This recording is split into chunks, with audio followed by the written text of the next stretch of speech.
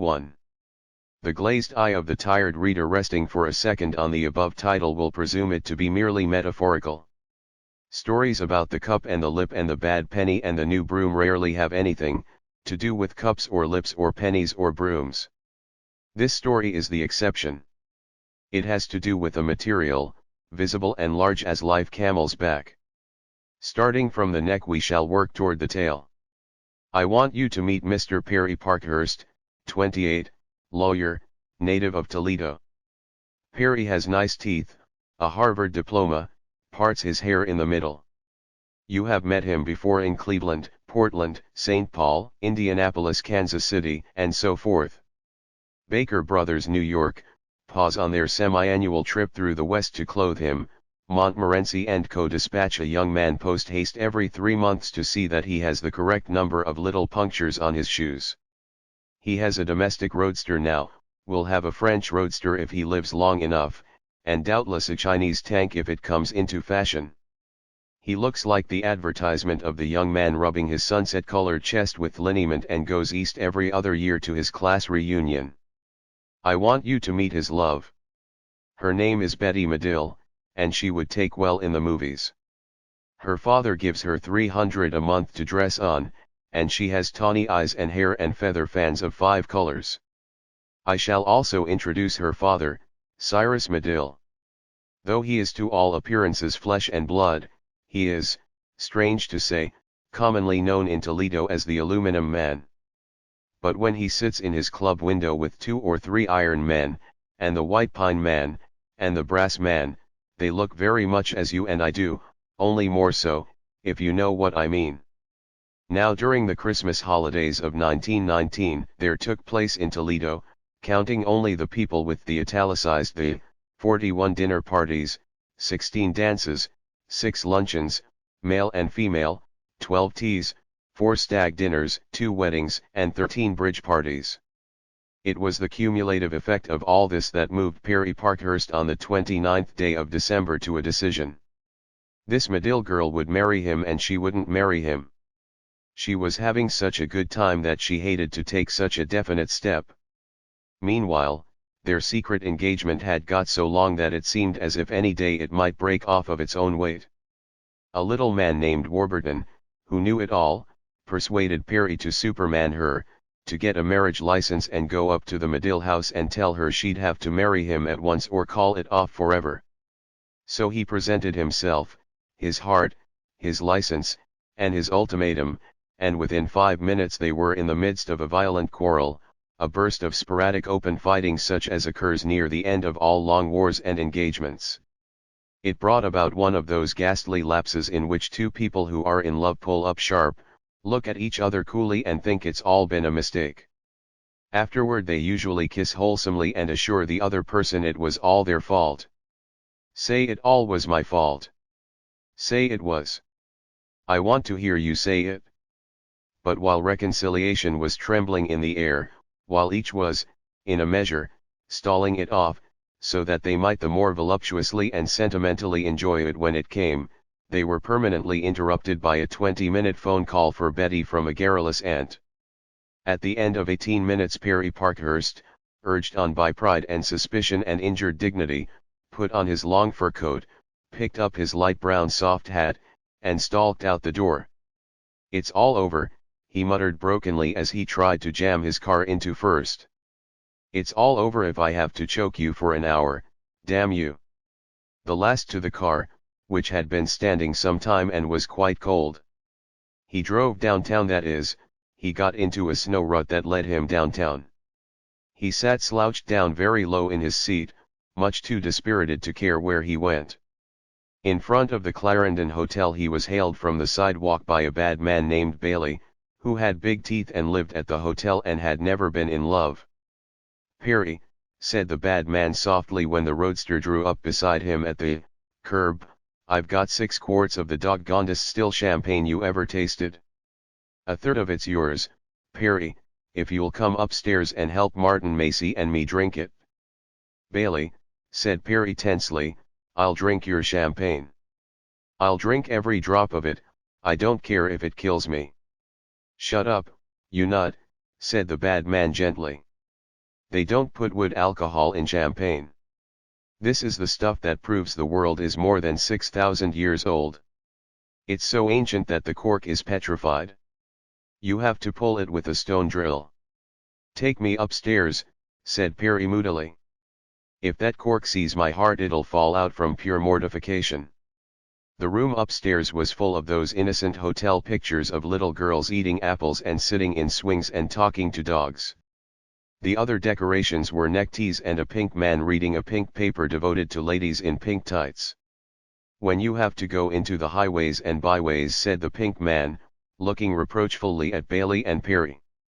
Hello, Martin Macy, said Perry shortly, where's this Stone Age champagne? What's the rush? This isn't an operation, understand? This is a party. Perry sat down dully and looked disapprovingly at all the neckties. Bailey leisurely opened the door of a wardrobe and brought out 6 handsome bottles. Take off that darn fur coat, said Martin Macy to Perry. Or maybe you'd like to have us open all the windows. Give me champagne, said Perry. Going to the Townsend Circus Ball tonight. Am not. Vite. Why not go? Oh, I'm sick of parties, exclaimed Perry. I'm sick of 'em. I've been to so many that I'm sick of 'em. Maybe you're going to the Howard Tate's party. No, I tell you, I'm sick of 'em. Well, said Macy consolingly, the Tate's is just for college kids anyways. I tell you. I thought you'd be going to one of 'em anyways. I see by the papers you haven't missed a one this Christmas. Grunted Perry morosely. He would never go to any more parties. Classical phrases played in his mind. That side of his life was closed, closed.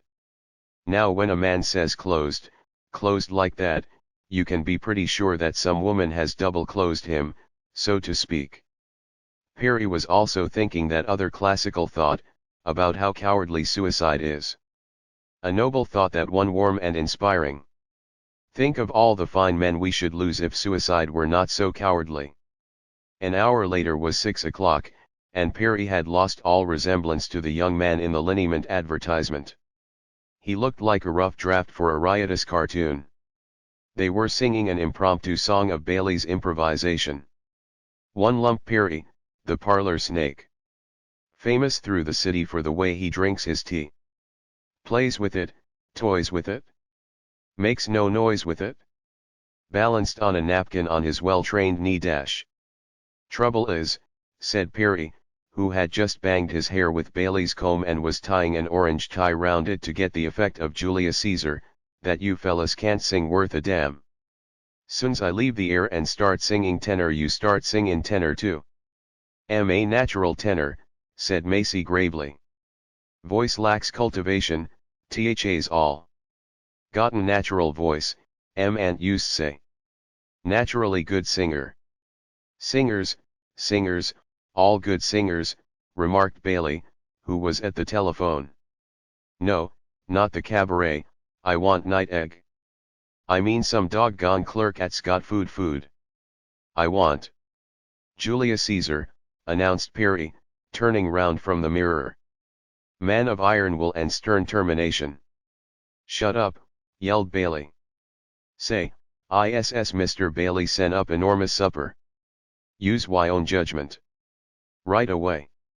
He connected the receiver and the hook with some difficulty, and then with his lips closed and an expression of solemn intensity in his eyes went to the lower drawer of his dresser and pulled it open. Look it, he commanded. In his hands he held a truncated garment of pink gingham. Pants, he exclaimed gravely. Look it.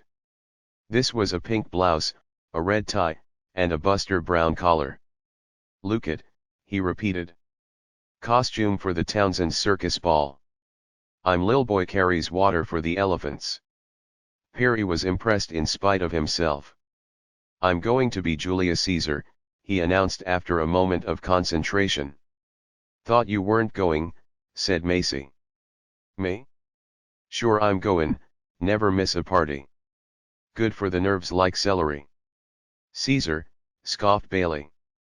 Can't be Caesar. He is not about a circus. Caesar's Shakespeare. Go as a clown. Perry shook his head. Nope, Caesar. Caesar. Sure. Chariot. Light dawned on Bailey. That's right. Good idea. Perry looked round the room searchingly. You lend me a bathrobe and this tie, he said finally. Bailey considered. No good. Sure, THA's all I need. Caesar was a savage. They can't kick if I come as Caesar, if he was a savage. No, said Bailey, shaking his head slowly. Get a costume over at a costumer's. Over at Nolax. Closed up. Find out. After a puzzling 5 minutes at the phone, a small, weary voice managed to convince Perry that it was Mr. Nolack speaking, and that they would remain open until 8 because of the Townsend's ball. Thus assured, Perry ate a great amount of filet mignon and drank his third of the last bottle of champagne. At 8:15 the man in the tall hat who stands in front of the Clarendon found him trying to start his roadster. Froze up, said Perry wisely. The cold froze it. The cold air. Froze, it. Yes. Cold air froze it. Can't start it? Nope. Let it stand here till summer. One those hot ol' August days'll thaw it out right. Go and let it stand. Sure. Let ER stand. Take a hot thief to steal it. Gem taxi. The man in the tall hat summoned a taxi. Where to, mister? Go to Nolack's costume fella. 2. Mrs. Nolack was short and ineffectual looking, and on the cessation of the World War had belonged for a while to one of the new nationalities. Owing to unsettled European conditions she had never since been quite sure what she was. The shop in which she and her husband performed their daily stint was dim and ghostly, and peopled with suits of armor and Chinese mandarins, and enormous papier-mâché birds suspended from the ceiling.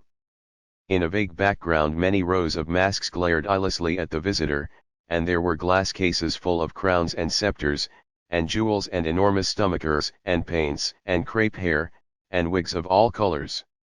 When Perry ambled into the shop Mrs. Nolack was folding up the last troubles of a strenuous day, so she thought, in a drawer full of pink silk stockings. Something for you, she queried pessimistically. Want costume of Julius Her, the charioteer. Mrs. Nolack was sorry, but every stitch of charioteer had been rented long ago. Was it for the Townsend circus ball? It was. Sorry, she said, but I don't think there's anything left that's really circus. This was an obstacle. Said Perry. An idea struck him suddenly. If you've got a piece of canvas I could go's a tent. Sorry, but we haven't anything like that. A hardware store is where you'd have to go to. We have some very nice Confederate soldiers. No. No soldiers. And I have a very handsome king. He shook his head. Several of the gentlemen, she continued hopefully, are wearing stovepipe hats and swallowtail coats and going as ringmasters, but we're all out of tall hats. I can let you have some crepe hair for a mustache. Want something instinctive? Something, let's see. Well, we have a lion's head, and a goose, and a camel dash. Camel. The idea seized Perry's imagination, gripped it fiercely. Yes, but it needs 2 people. Camel, that's the idea. Lemme see it. The camel was produced from his resting place on a top shelf. At first glance he appeared to consist entirely of a very gaunt, cadaverous head and a sizable hump, but on being spread out he was found to possess a dark brown, unwholesome-looking body made of thick, cottony cloth. You see, it takes 2 people, explained Mrs. Nolack, holding the camel in frank admiration. If you have a friend he could be part of it. You see, there's sorta pants for 2 people. One pair is for the fella in front, and the other pair for the fella in back. The fella in front does the lookin' out through these here eyes, and the fella in back he's just gotta stoop over and follow the front fella round. Put it on, commanded Perry. Obediently Mrs. Nolak put her tabby cat face inside the camel's head and turned it from side to side ferociously. Perry was fascinated. "What noise does a camel make?" "What?" asked Mrs. Nolak as her face emerged, somewhat smudgy. "Oh, what noise?" "Why, he sorta brays. Lemme see it in a mirror."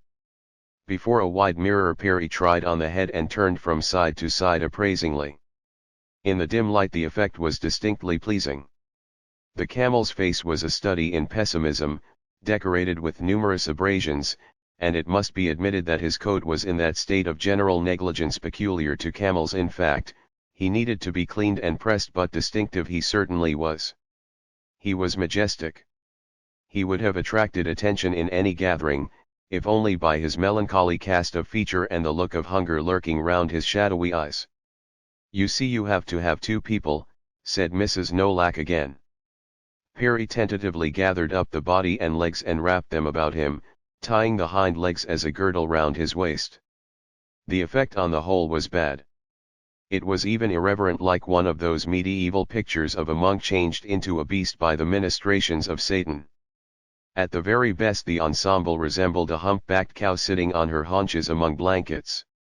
"Don't look like anything at all," objected Perry gloomily. "No," said Mrs. Nolak, "you see, you got to have two people." A solution flashed upon Perry. "You got a date tonight?" "Oh, I couldn't possibly." "Oh, come on," said Perry encouragingly. "Sure you can. Here. Be good sport, and climb into these hind legs." With difficulty he located them, and extended their yawning depths ingratiatingly. But Mrs. Nolak seemed loath. She backed perversely away. "Oh, no. Come on. You can be the front if you want to. Or we'll flip a coin. Make it worth your while." Mrs. Nolak set her lips firmly together. "Now you just stop," she said with no coyness implied. "None of the gentlemen ever acted up this way before." "My husband." "You got a husband?" demanded Perry. "Where is he?" "He's home." "What's telephone number?" After considerable parley he obtained the telephone number pertaining to the Nolak Panades and got into communication with that small, weary voice he had heard once before that day. But Mr. Nolak, though taken off his guard and somewhat confused by Perry's brilliant flow of logic, stuck staunchly to his point. He refused firmly, but with dignity, to help out Mr. Parkhurst in the capacity of back part of a camel. Having rung off, or rather having been rung off on, Perry sat down on a three-legged stool to think it over. He named over to himself those friends on whom he might call, and then his mind paused as Betty Medill's name hazily and sorrowfully occurred to him. He had a sentimental thought. He would ask her. Their love affair was over, but she could not refuse this last request. Surely it was not much to ask to help him keep up his end of social obligation for one short night. And if she insisted, she could be the front part of the camel and he would go as the back. His magnanimity pleased him. His mind even turned to rosy-colored dreams of a tender reconciliation inside the camel there hidden away from all the world. "Now you'd better decide right off." The bourgeois voice of Mrs. Nolak broke in upon his mellow fancies and roused him to action. He went to the phone and called up the Medill house. Miss Betty was out, had gone out to dinner. Then, when all seemed lost, the camel's back wandered curiously into the store. He was a dilapidated individual with a cold in his head and a general trend about him of downwardness. His cap was pulled down low on his head, and his chin was pulled down low on his chest, his coat hung down to his shoes, he looked run down, down at the heels, and Salvation Army to the contrary down and out. He said that he was the taxicab driver that the gentleman had hired at the Clarendon Hotel. He had been instructed to wait outside, but he had waited some time, and a suspicion had grown upon him that the gentleman had gone out the back way with purpose to defraud him. Gentlemen sometimes did so. He had come in. He sank down onto the three-legged stool. "Want to go to a party?" demanded Perry sternly. "I gotta work," answered the taxi driver lugubriously. I gotta keep my job. It's a very good party. A very good job. Come on, urged Perry. Be a good fella. See, it's pretty. He held the camel up and the taxi driver looked at it cynically. Huh. Perry searched feverishly among the folds of the cloth. See, he cried enthusiastically, holding up a selection of folds. This is your part. You don't even have to talk. All you have to do is to walk and sit down occasionally. You do all the sitting down. Think of it. I'm on my feet all the time and you can sit down some of the time. The only time I can sit down is when we're lying down, and you can sit down when any time. See? What's that thing? Demanded the individual dubiously. A shroud. Not at all, said Perry indignantly. It's a camel. Huh. Then Perry mentioned a sum of money, and the conversation left the land of grunts and assumed a practical tinge. Perry and the taxi driver tried on the camel in front of the mirror. You can't see it, explained Perry, peering anxiously out through the eyeholes, but honestly, old man, you look simly great. Honestly. A grunt from the hump acknowledged this somewhat dubious compliment. Honestly, you look great, repeated Perry enthusiastically. Move round a little. The hind legs moved forward, giving the effect of a huge cat camel hunching his back preparatory to a spring. No, move sideways. The camel's hips went neatly out of joint, a hula dancer would have writhed in envy. Good, isn't it? Demanded Perry, turning to Mrs. Nolak for approval. It looks lovely, agreed Mrs. Nolak. We'll take it, said Perry. The bundle was stowed under Perry's arm and they left the shop. Go to the party, he commanded as he took his seat in the back. What party? Fancy dress party. Whereabouts is it? This presented a new problem. Perry tried to remember, but the names of all those who had given parties during the holidays danced confusedly before his eyes. He could ask Mrs. Nolak, but on looking out the window he saw that the shop was dark. Mrs. Nolak had already faded out, a little black smudge far down the snowy street. Drive uptown, directed Perry with fine confidence. If you see a party, stop. Otherwise I'll tell you when we get there. He fell into a hazy daydream and his thoughts wandered again to Betty. He imagined vaguely that they had had a disagreement because she refused to go to the party as the back part of the camel. He was just slipping off into a chilly doze when he was wakened by the taxi driver opening the door and shaking him by the arm. Here we are, maybe. Perry looked out sleepily. A striped awning led from the curb up to a spreading grey stone house, from which issued the low drummy whine of expensive jazz. He recognized the Howard Tate house. Sure, he said emphatically, that's it. Tate's party tonight. Sure, everybody's goin'. Say, said the individual anxiously after another look at the awning, you sure these people ain't gonna romp on me for comin' here? Perry drew himself up with dignity. If anybody says anything to you, just tell 'em you're part of my costume. The visualization of himself as a thing rather than a person seemed to reassure the individual. All right, he said reluctantly. Perry stepped out under the shelter of the awning and began unrolling the camel. Let's go, he commanded. Several minutes later a melancholy, hungry-looking camel, emitting clouds of smoke from his mouth and from the tip of his noble hump, might have been seen crossing the threshold of the Howard Tate residence, passing a startled footman without so much as a snort, and heading directly for the main stairs that led up to the ballroom. The beast walked with a peculiar gait which varied between an uncertain lockstep and a stampede but can best be described by the word halting. The camel had a halting gait and as he walked he alternately elongated and contracted like a gigantic concertina. 3. The Howard Tates are, as everyone who lives in Toledo knows, the most formidable people in town. Mrs. Howard Tate was a Chicago Todd before she became a Toledo Tate, and the family generally affect that conscious simplicity which has begun to be the earmark of American aristocracy. The Tates have reached the stage where they talk about pigs and farms and look at you icy-eyed if you are not amused. They have begun to prefer retainers rather than friends as dinner guests, spend a lot of money in a quiet way, and, having lost all sense of competition, are in process of growing quite dull. The dance this evening was for little Millicent Tate, and though all ages were represented, the dancers were mostly from school and college. The younger married crowd was at the Townsend Circus Ball up at the Tally-Ho Club. Mrs. Tate was standing just inside Thai Ballroom, following Millicent round with her eyes, and beaming whenever she caught her by. Beside her were two middle-aged sycophants, who were saying what a perfectly exquisite child Millicent was. It was at this moment that Mrs. Tate was grasped firmly by the skirt and her youngest daughter, Emily, aged 11, hurled herself with an oof, into her mother's arms. "Why, Emily, what's the trouble?" "Mama," said Emily, wild-eyed but voluble, "there's something out on the stairs." "What?"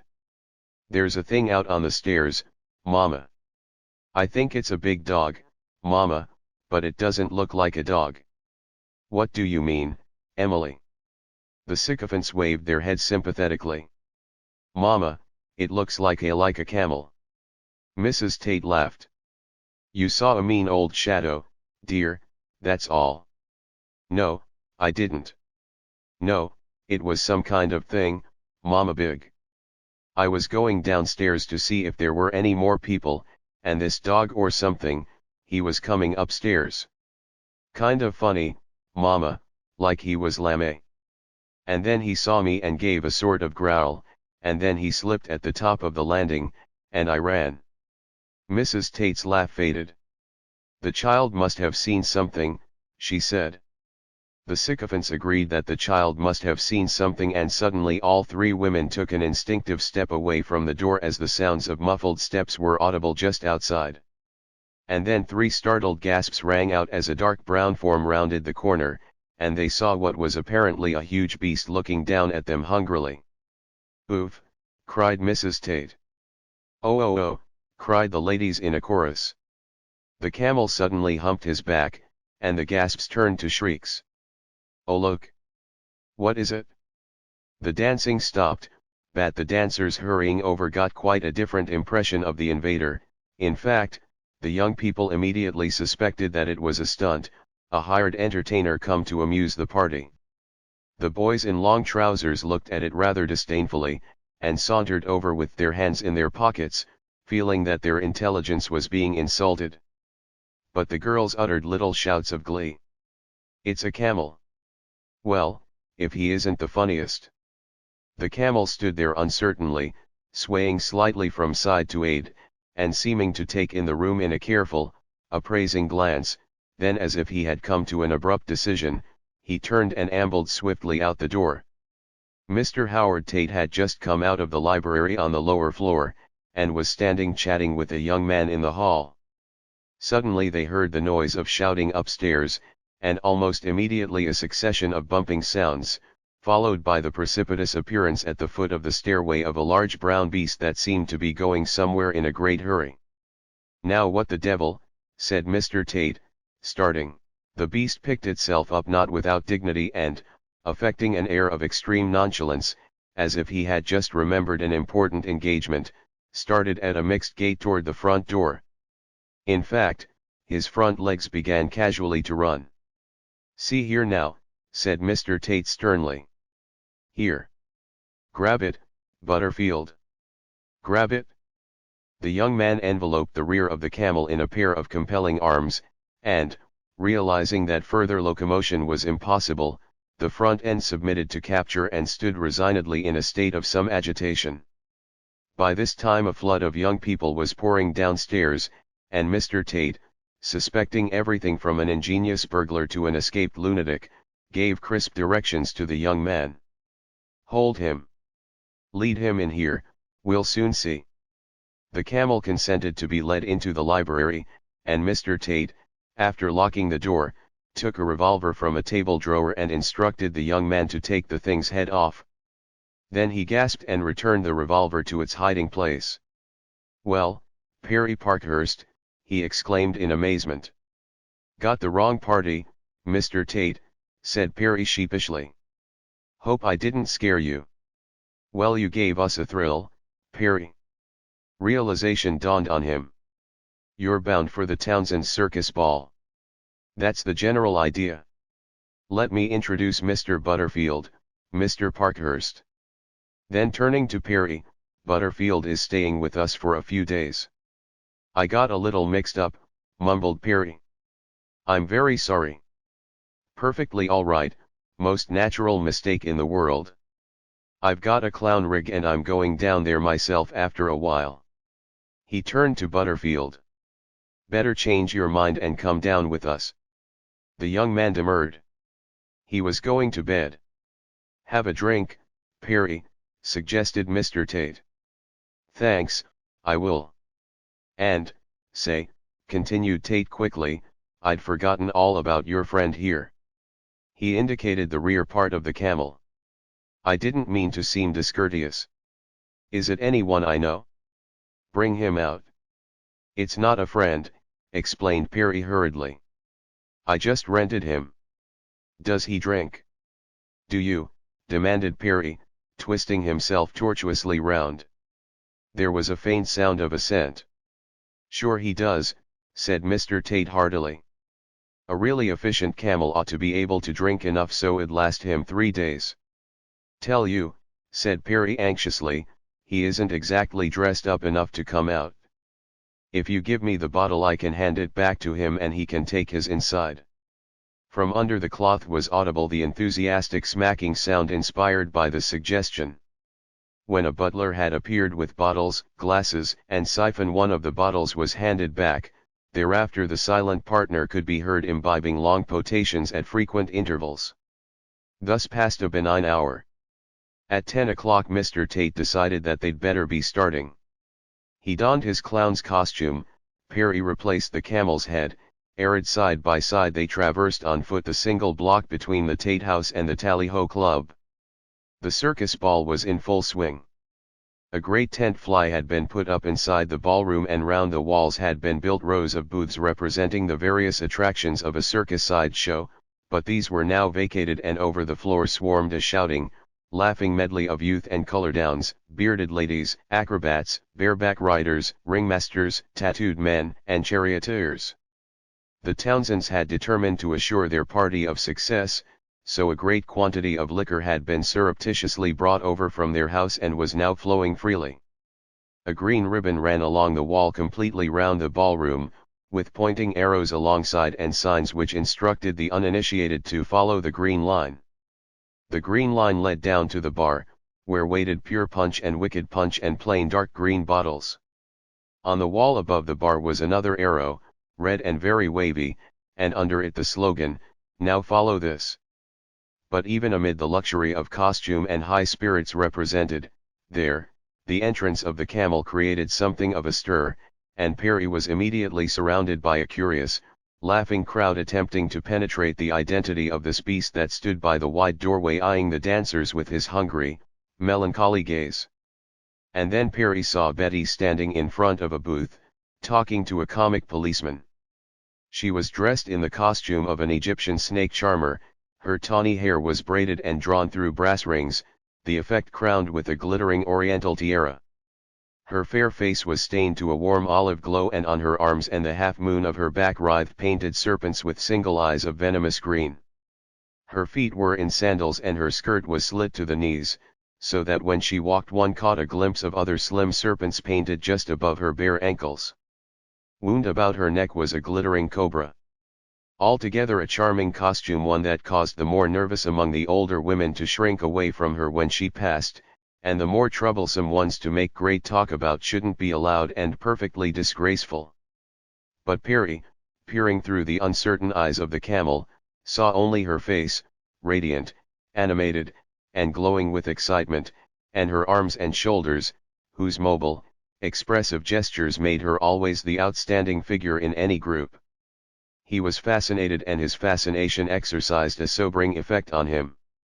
With a growing clarity the events of the day came back. Rage rose within him, and with the half-formed intention of taking her away from the crowd he started toward her, or rather he elongated slightly, for he had neglected to issue the preparatory command necessary to locomotion.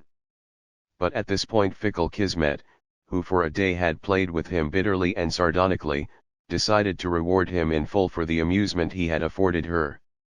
Kismet turned the tawny eyes of the snake charmer to the camel. Kismet led her to lean toward the man beside her and say, "Who's that?" "That camel." "Darned if I know." But a little man named Warburton, who knew it all, found it necessary to hazard an opinion. "It came in with Mr. Tate. I think part of it's probably Warren Butterfield, the architect from New York, who's visiting the Tates." Something stirred in Betty Medill that age-old interest of the provincial girl in the visiting man. "Oh," she said casually after a slight pause. At the end of the next dance Betty and her partner finished up within a few feet of the camel. With the informal audacity that was the keynote of the evening she reached out and gently rubbed the camel's nose. "Hello, old camel." The camel stirred uneasily. "You 'fraid of me?" said Betty, lifting her eyebrows in reproof. "Don't be. You see I'm a snake charmer, but I'm pretty good at camels too." The camel bowed very low and someone made the obvious remark about Beauty and the Beast. Mrs. Townsend approached the group. "Well, Mr. Butterfield," she said helpfully, "I wouldn't have recognized you." Perry bowed again and smiled gleefully behind his mask. "And who is this with you?" she inquired. "Oh," said Perry, his voice muffled by the thick cloth and quite unrecognizable, "he isn't a fellow, Mrs. Townsend. He's just part of my costume." Mrs. Townsend laughed and moved away. Perry turned again to Betty. "So," he thought, "this is how much she cares. On the very day of our final rupture she starts a flirtation with another man, an absolute stranger." On an impulse he gave her a soft nudge with his shoulder and waved his head suggestively toward the hall, making it clear that he desired her to leave her partner and accompany him. "Bye-bye, Russ," she called to her partner. "This old camel's got me." "Where we going, Prince of Beasts?" The noble animal made no rejoinder, but stalked gravely along in the direction of a secluded nook on the side stairs. There she seated herself, and the camel, after some seconds of confusion which included gruff orders and sounds of a heated dispute going on in his interior, placed himself beside her, his hind legs stretching out uncomfortably across 2 steps. "Well, old egg," said Betty cheerfully, "how do you like our happy party?" The old egg indicated that he liked it by rolling his head ecstatically and executing a gleeful kick with his hoofs. "This is the first time that I ever had a tete-a-tete with a man's valet round." She pointed to the hind legs dash or whatever that is. "Oh," mumbled Perry, "he's deaf and blind. I should think you'd feel rather handicapped. You can't very well toddle, even if you want to." The camel hung his head lugubriously. "I wish you'd say something," continued Betty sweetly. "Say you like me, camel. Say you think I'm beautiful. Say you'd like to belong to a pretty snake charmer." The camel would. "Will you dance with me, camel?" The camel would try. Betty devoted half an hour to the camel. She devoted at least half an hour to all visiting men. It was usually sufficient. When she approached a new man, the current debutantes were accustomed to scatter right and left like a close column deploying before a machine gun. And so to Perry Parkhurst was awarded the unique privilege of seeing his love as others saw her. He was flirted with violently. 4.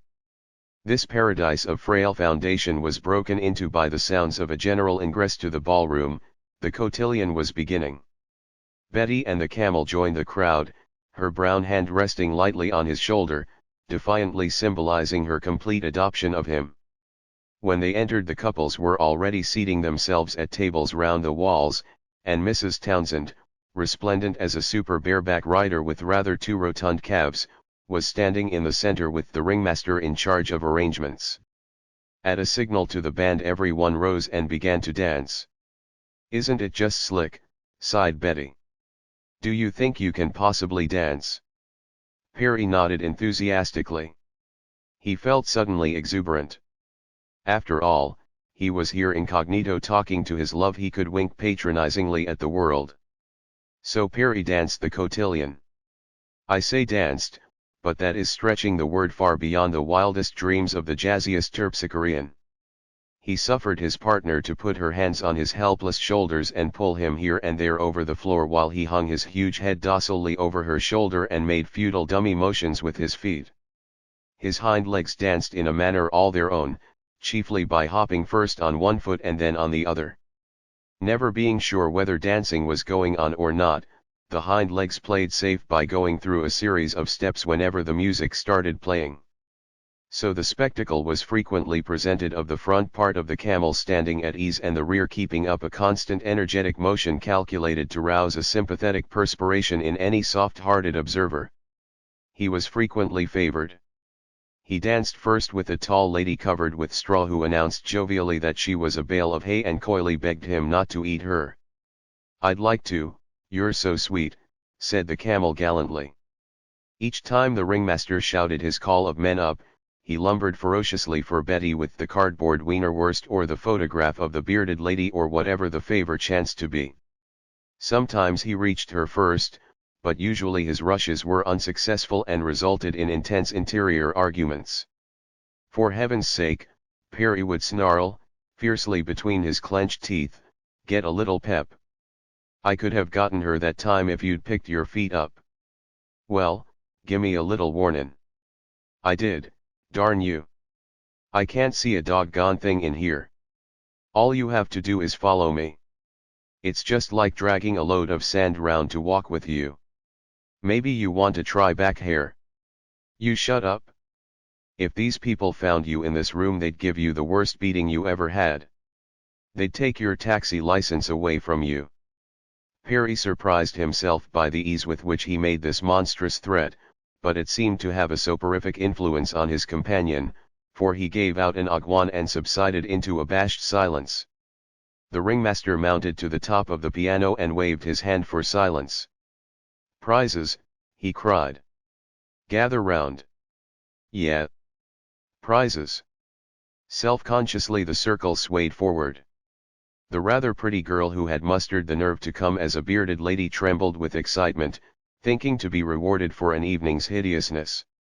The man who had spent the afternoon having tattoo marks painted on him skulked on the edge of the crowd, blushing furiously when anyone told him he was sure to get it.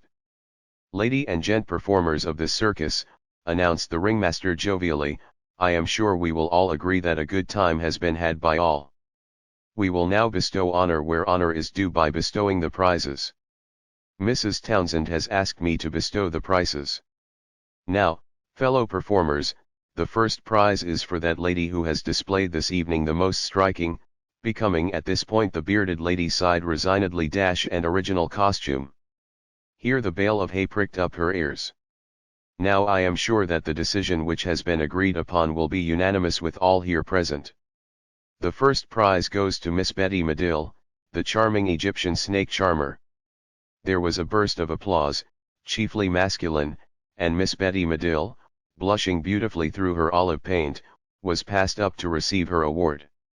With a tender glance the ringmaster handed down to her a huge bouquet of orchids. "And now," he continued, looking round him, "the other prize is for that man who has the most amusing and original costume. This prize goes without dispute to a guest in our midst, a gentleman who is visiting here but whose stay we all hope will be long and merry. In short, to the noble camel who has entertained us all by his hungry look and his brilliant dancing throughout the evening." He ceased and there was a violent clapping, and yelling, for it was a popular choice. The prize, a large box of cigars, was put aside for the camel, as he was anatomically unable to accept it in person. "And now," continued the ringmaster, "we will wind up the cotillion with the marriage of mirth to folly. Form for the grand wedding march, the beautiful snake charmer and the noble camel in front." Betty skipped forward cheerily and wound an olive arm round the camel's neck.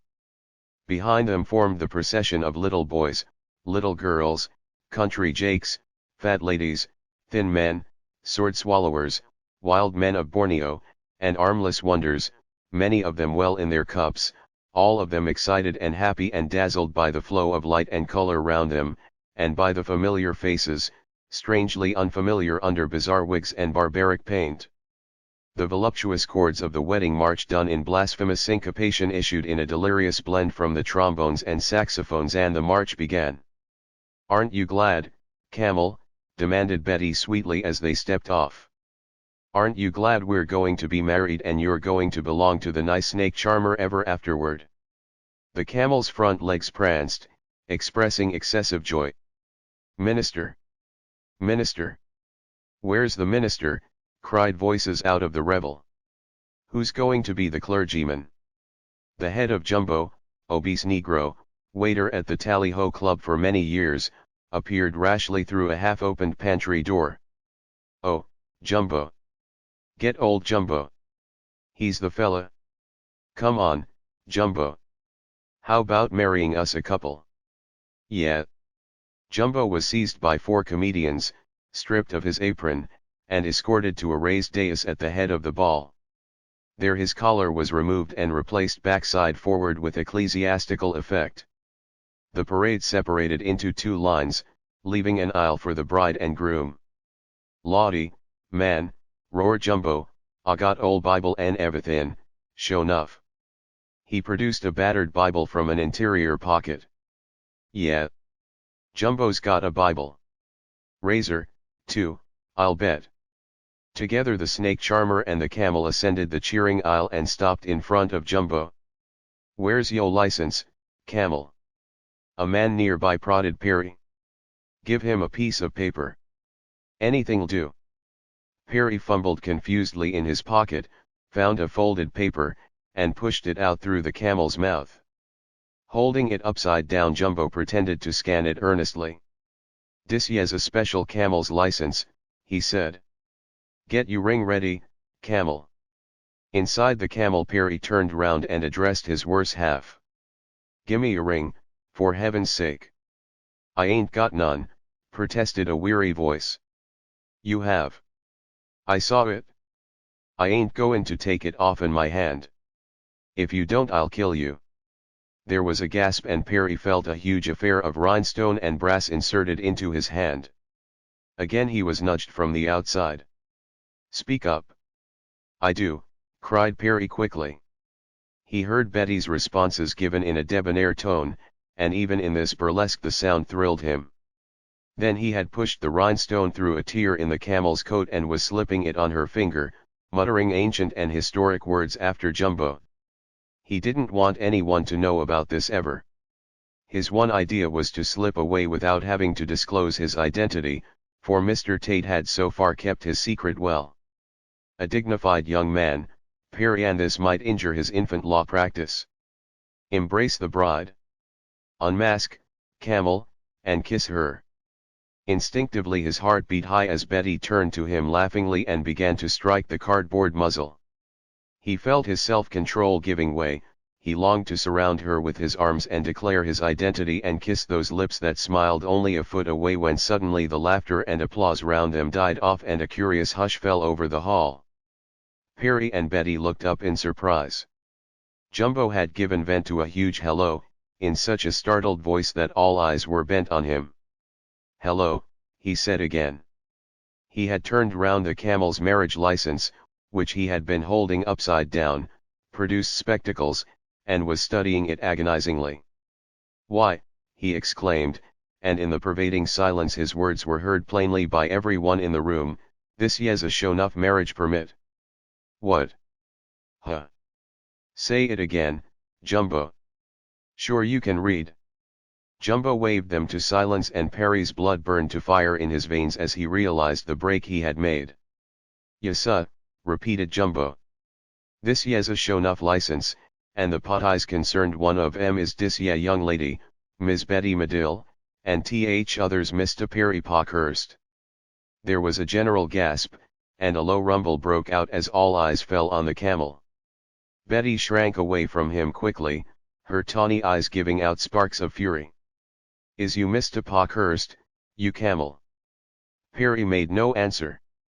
The crowd pressed up closer and stared at him. He stood frozen rigid with embarrassment, his cardboard face still hungry and sardonic as he regarded the ominous Jumbo.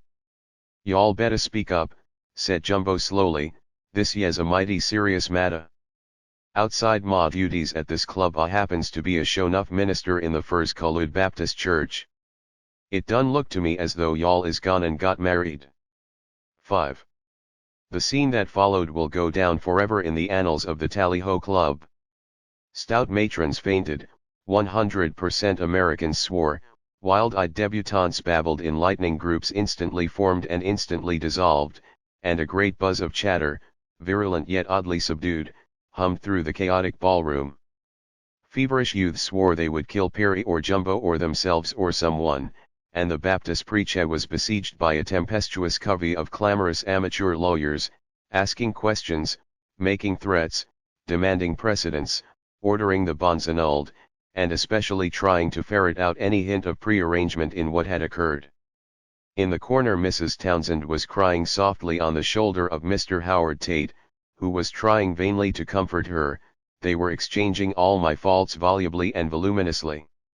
Outside on a snow-covered walk Mr. Cyrus Medill, the aluminum man, was being paced slowly up and down between two brawny charioteers, giving vent now to a string of unrepeatables, now to wild pleadings that they just let him get at Jumbo.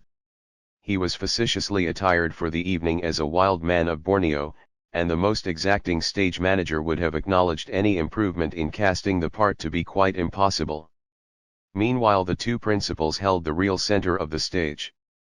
Betty Medill, or was it Betty Parkhurst, storming furiously, was surrounded by the plainer girls. The prettier ones were too busy talking about her to pay much attention to her, and over on the other side of the hall stood the Camel, still intact except for his headpiece, which dangled pathetically on his chest. Perry was earnestly engaged in making protestations of his innocence to a ring of angry, puzzled men. Every few minutes, just as he had apparently proved his case, someone would mention the marriage certificate, and the inquisition would begin again. A girl named Marian Cloud, considered the second best belle of Toledo, changed the gist of the situation by a remark she made to Betty. "Well," she said maliciously, "it'll all blow over, dear. The courts will annul it without question." Betty's angry tears dried miraculously in her eyes, her lips shut tight together, and she looked stonily at Marian. Then she rose and, scattering her sympathizers right and left, walked directly across the room to Perry, who stared at her in terror. Again silence crept down upon the room. "Will you have the decency to grant me 5 minutes conversation, or wasn't that included in your plans?" He nodded, his mouth unable to form words. Indicating coldly that he was to follow her, she walked out into the hall with her chin uptilted and headed for the privacy of one of the little card rooms. Perry started after her, but was brought to a jerky halt by the failure of his hind legs to function. "You stay here," he commanded savagely. "I can't," whined a voice from the hump, "unless you get out first and let me get out." Perry hesitated, but unable any longer to tolerate the eyes of the curious crowd, he muttered a command and the Camel moved carefully from the room on its 4 legs. Betty was waiting for him. "Well," she began furiously, "you see what you've done.